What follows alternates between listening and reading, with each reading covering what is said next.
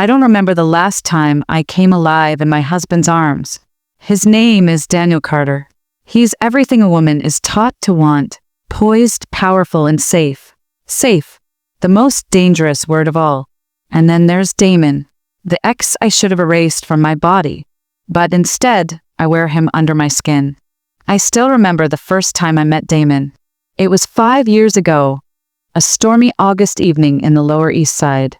I was late for a gallery showing. He was drenched, leaning against the brick wall near the entrance, smoking like the world had betrayed him. His eyes met mine, dark, unreadable. And just like that, I forgot who I was. That night, we didn't talk much. He pulled me against the wall before the gallery even closed. My dress around my waist, my voice lost to the city sounds. His hands brutal, his mouth sinful. I was with him for 2 years. 2 chaotic, burning, unforgettable years.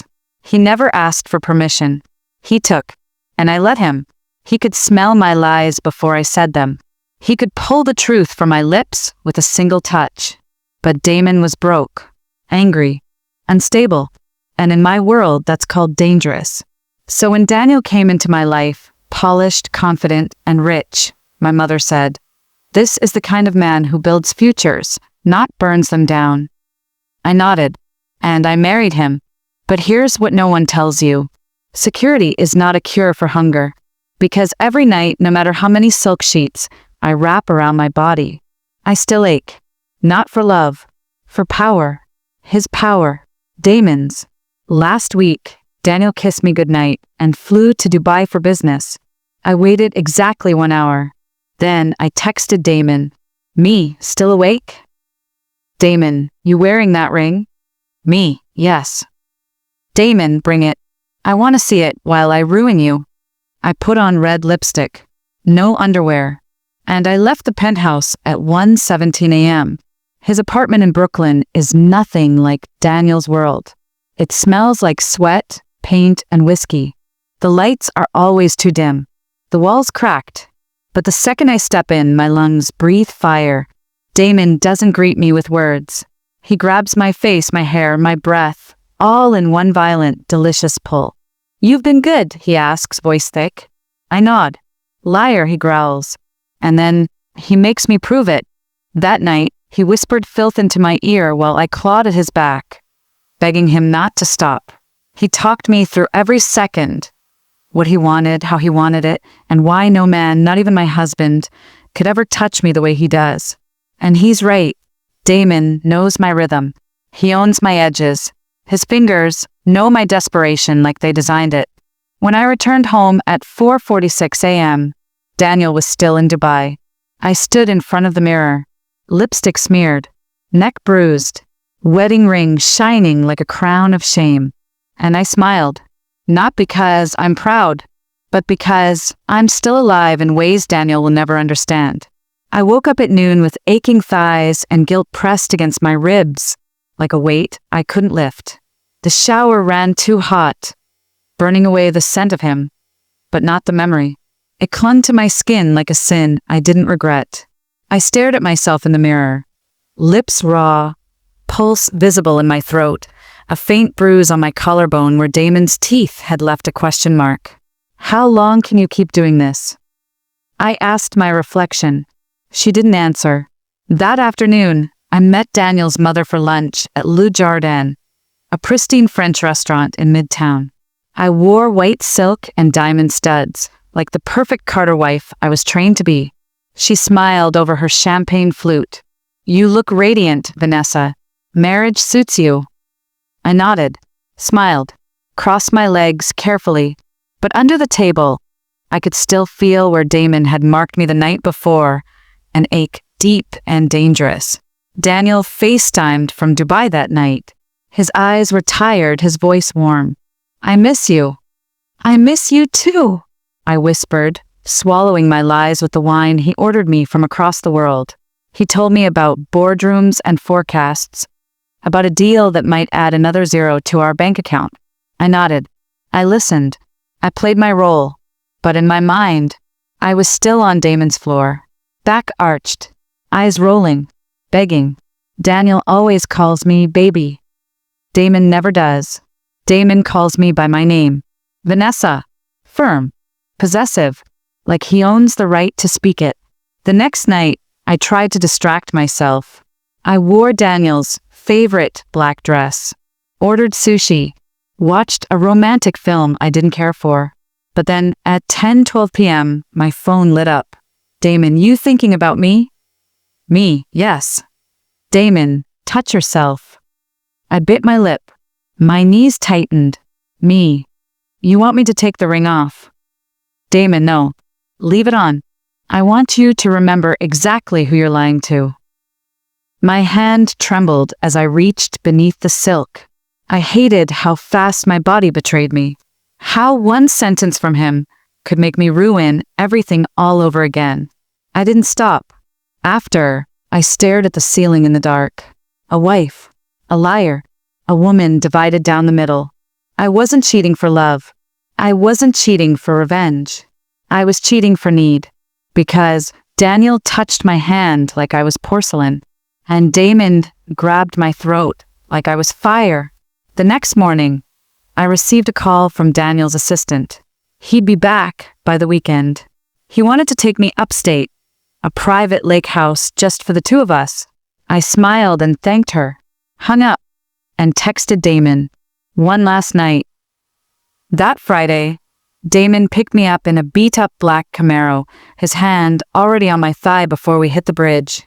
We didn't talk. He took me to the warehouse loft where we used to live for 3 months, back when I thought poverty could be romantic.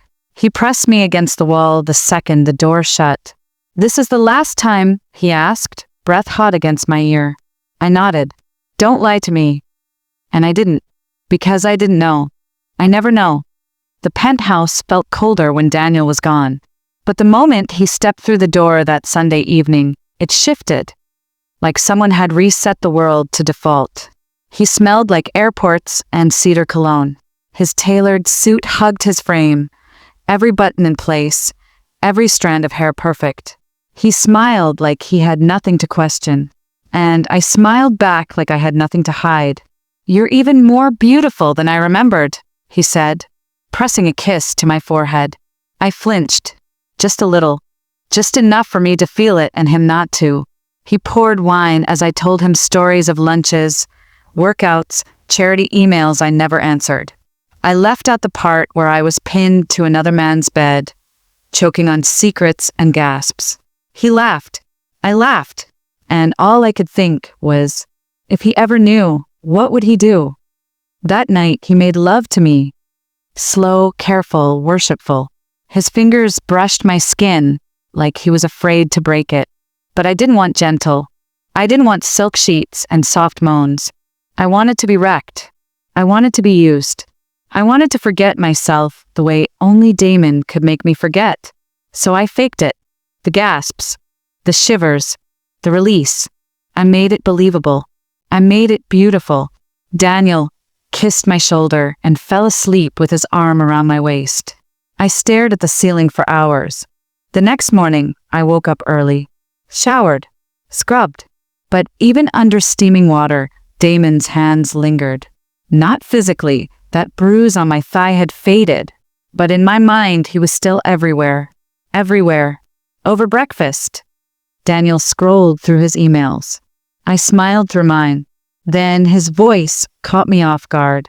"Were you lonely while I was gone?" My heart froze mid-sip. "What do you mean?" He looked up, half a smile on his face. "You always sleep badly when I'm away. The night cameras showed you pacing a lot." My blood turned ice. The cameras. I'd forgotten about the hallway security feed. I sipped again. Slower. "Yeah, just insomnia. You know how I get in this place without you." He reached across the table, brushing my fingers. "You should come with me next time. Dubai is beautiful this time of year." I smiled. I lied. Later, in the walk-in closet, I stood in front of my clothes, thousands of dollars worth of fabric and leather, and wondered how a woman could feel so dressed up and so naked. I reached for a pale blue blouse, one of Daniel's favorites. As I slipped it on, I whispered under my breath. You don't deserve him. But then the phone buzzed. Damon, don't ghost me, Vanessa. Your body still remembers, even if your mouth lies. I stared at the message like it might bite. It didn't need to. I already felt the wound. I didn't answer Damon's message for 2 days. I tried. I buried myself in Daniel's schedule, charity brunches, art galas, dinner with investors' wives who wore pearls like armor and smiled like politics. But even there, sipping champagne in glass towers, I could feel Damon's voice in my blood. On Thursday night, Daniel cooked. He wore an apron, barefoot, jazz playing low in the background. He chopped garlic like he was trying to impress the Food Network. Do you remember our honeymoon in Santorini? He asked as he poured the wine. I nodded. Of course I remembered. The white villas, the sunsets, the way he held me as if I was something sacred. But all I could think of was Damon's message again. Your body still remembers, even if your mouth lies. That night I cracked. At 2:03 a.m., I slipped into the guest bathroom, locked the door, and texted Damon. Me, don't ruin this. Damon, this? What you're pretending is happiness. Me, I'm trying. Damon. So, stop touching yourself to my memory every night. I stared at the message, so long, the screen dimmed. He was right. The next day, he sent a voice message. Just breathing. Low. Heavy. Familiar. The kind of sound that made my thighs tighten and my conscience scream. You're mine. Always were, he said in a whisper. I didn't reply.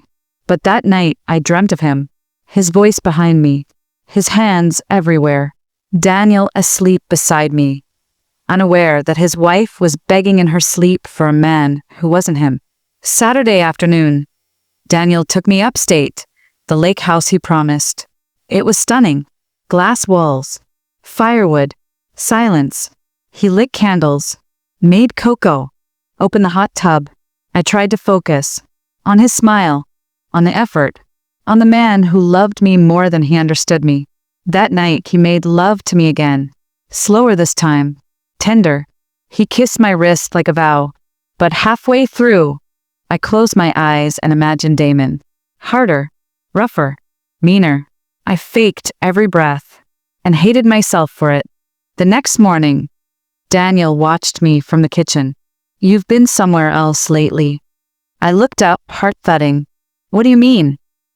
He shrugged, pouring coffee. You're smiling, but your eyes, they don't reach me anymore. I turned away, gripping the counter. I'm just tired. But that night, Damon showed up. Not in person, but in a memory so vivid I couldn't breathe.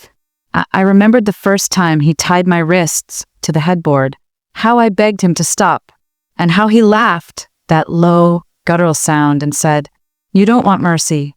You want ruin. And I did. Still do. I left the lake house the next day, told Daniel I had a migraine, took the train back alone, and by nightfall, I was outside Damon's door. He opened it without a word, dragged me in, threw me against the wall, and said just 3 words before he tore me apart. Told you so. I didn't plan to stay. After Damon tore the zipper off my dress and pushed me against the kitchen table, I told myself it was one last time. But last time with Damon never means the end. It means another beginning I can't escape. He didn't speak much. He just used me. Not cruelly, not gently, but with a hunger that made me feel like a secret worth destroying. After, I curled up on the hardwood floor in his t-shirt, knees to my chest, shame clawing at my ribs. He lit a cigarette, leaned against the window, and stared at me through the smoke. You don't belong to him, Vanessa, he said.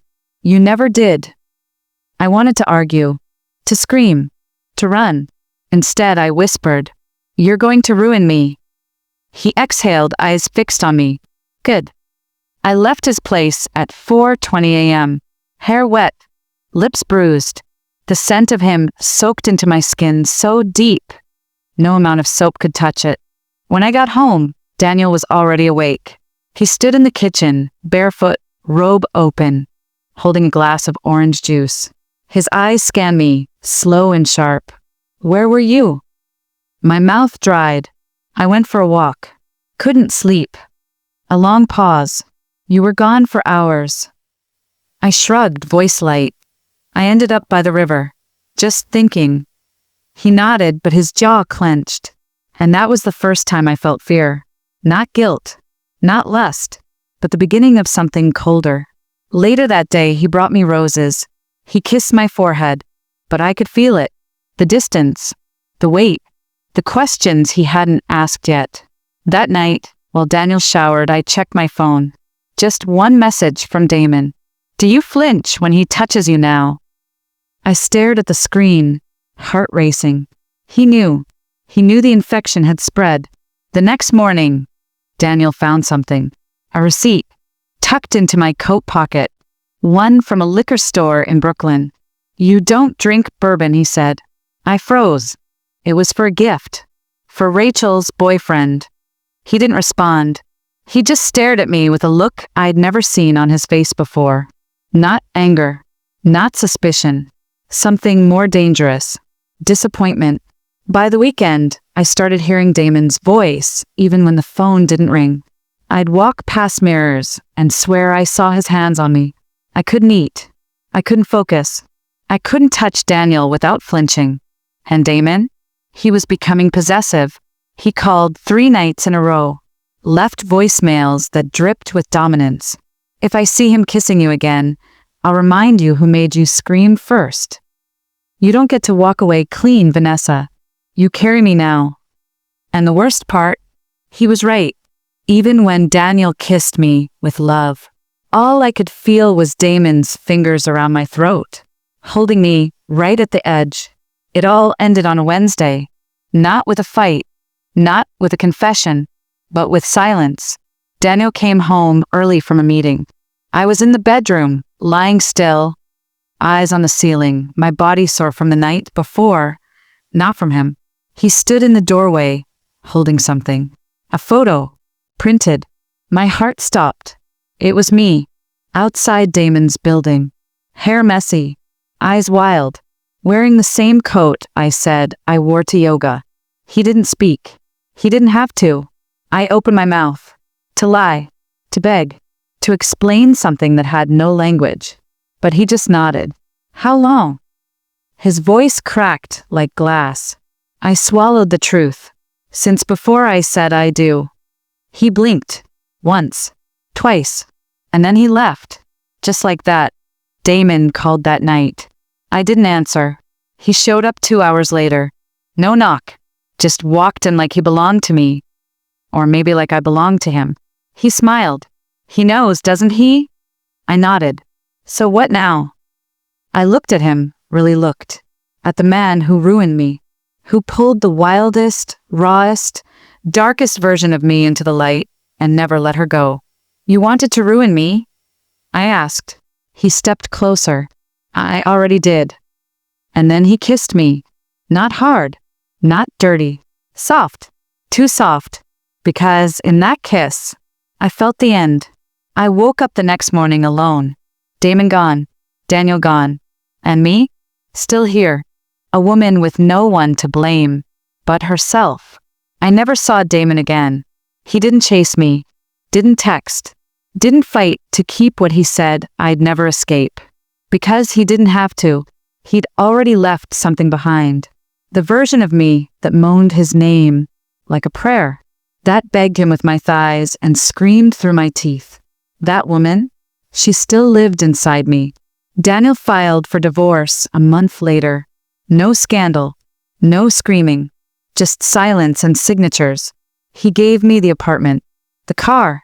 Half the investments. But not his heart. I didn't deserve it anyway. Now, I walk through New York in heels that cost more than rent. But I still feel barefoot. I still hear Damon in my sleep. Sometimes in my breath. And when I look in the mirror, I don't see a wife. Or a mistress. Or even a woman anymore. I see a ghost of a choice. A lover. A liar. A woman who touched fire and refused to let go. Even after it burned through everything she built. I didn't leave Damon because I stopped wanting him. I left because I finally saw who I became around him, and it terrified me